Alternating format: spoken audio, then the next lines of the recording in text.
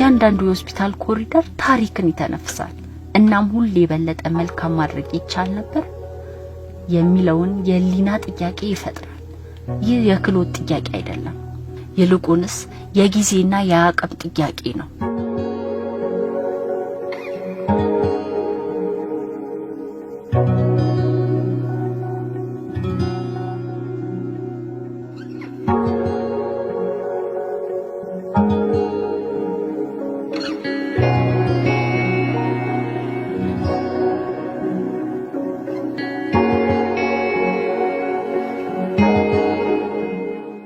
የችግሩ ስር የሐኪሞቻችን ክሎት ማጣት አልነበረ ወይም የነርሶቻችን ርህራሄ ማጣት አልነበረ። ችግሩ የቁጥሮችና የጥራት ነበር። 8 የጽኑ ህሙማን አልጋዎች በሺዎች ለሚቆጠሩ ታካሚዎች፣ 4 የቀዶ ጥገና ክፍል ማብቂያ ለሌለው ወረፋ፣ ኦክሲጅን በውድ የሚገዛ በእጅ የሚጓጓዝ አንዳንዴ ማለቀ የሚባል ውድ ሀብት።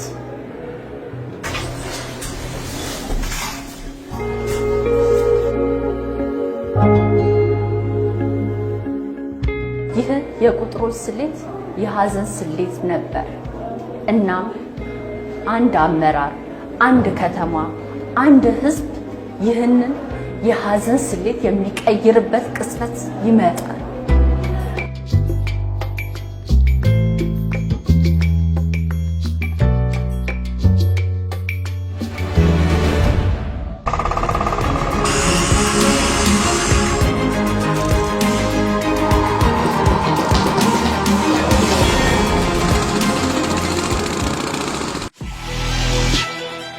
ያ ቅጽበት ደርሷል። አንድ ከተማ ዝም ብላ አታድግም፣ ትንሣኤ ታደርጋለች። ያለፈውን ታሪክ እንደ መሰረት ተጠቅማ የነገውን ህልም ለመገንባት ስትነሳ ያኔ ነው እውነተኛ ለውጥ የምታየው።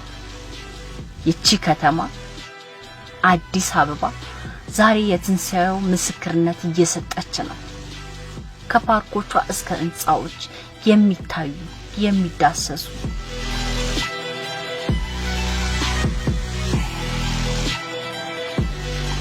ከተማዋ ዝም ብላ አላዘነችም፣ ለመስራት ወሰነች።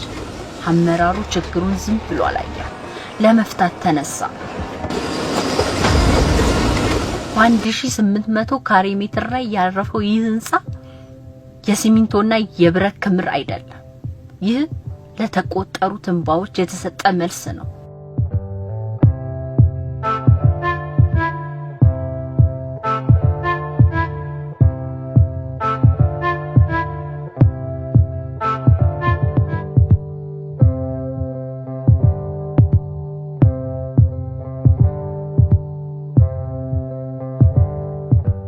እዚህ ሳይንስና ርህራሄ በአንድ ላይ ሲሰሩ ታያለ።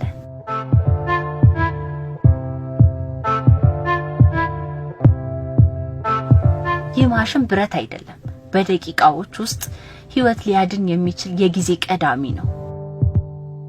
ይህ ክፍል ግድግዳ አይደለም፣ እናቶች አዲስ ህይወት የሚቀበሉበት የደስታ መናኸሪያ ነው። ይህ አልጋ ህመም ምልክት አይደለም፣ የማገገሚያ ዙፋን ነው። እያንዳንዱ ጥግ፣ እያንዳንዱ መሳሪያ፣ እያንዳንዱ ዝርዝር ነገር ለዚህ ከተማ ህዝብ የሚገባውን ከፍተኛ ክብር ለመስጠት የታሰበ ነው። ይህ የተለመደ ግንባታ አይደለም፣ በፍቅርና በጥበብ የተቀረጸ የፈውስ ቤት ነው።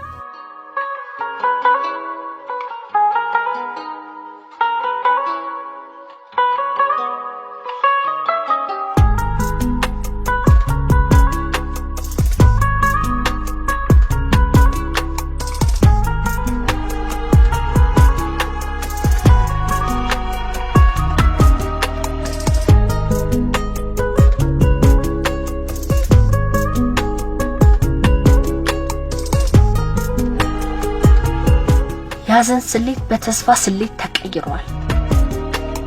ያለፈው ዘመን ውስንነት ዛሬ በቁጥር በበዛ አልጋ ተተክቷል።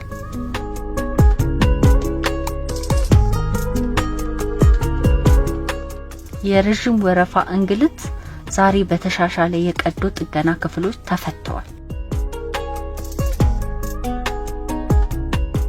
የትንፋሽ እጦት ስጋት ዛሬ በእያንዳንዱ አልጋ አጠገብ በደረሰ ኦክሲጅን ተወግዷል።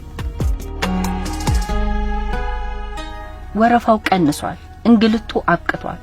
ካሁን በኋላ ተስፋ አይጓተትም፣ ፈውስ አይዘገይም።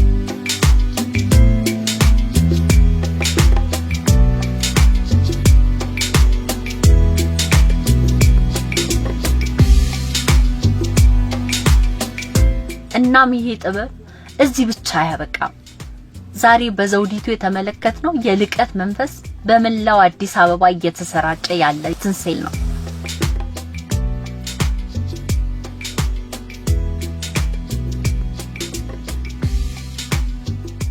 ፓርኮች የሚለሙት ለውበት ብቻ አይደለም፣ ብክለትን ለመከላከል ነው። ጤናማ አካባቢን ለመፍጠር ነው። ጤናማ አየርን ለመተንፈስ ነው። እናም ከሁሉም በላይ ጤናማ ትውልድን ለመገንባት ነው።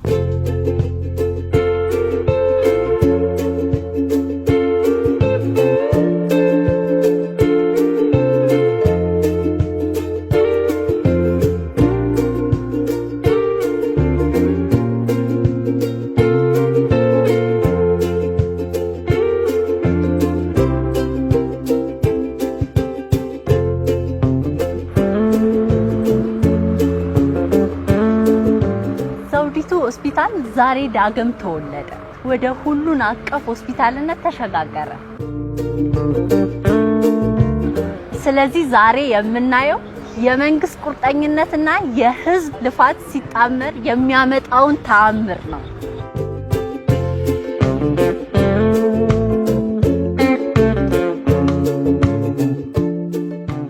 አዲስ አበባ ጤና እያመረተች ነው። አዲስ አበባ ህይወት እያተረፈች ነው።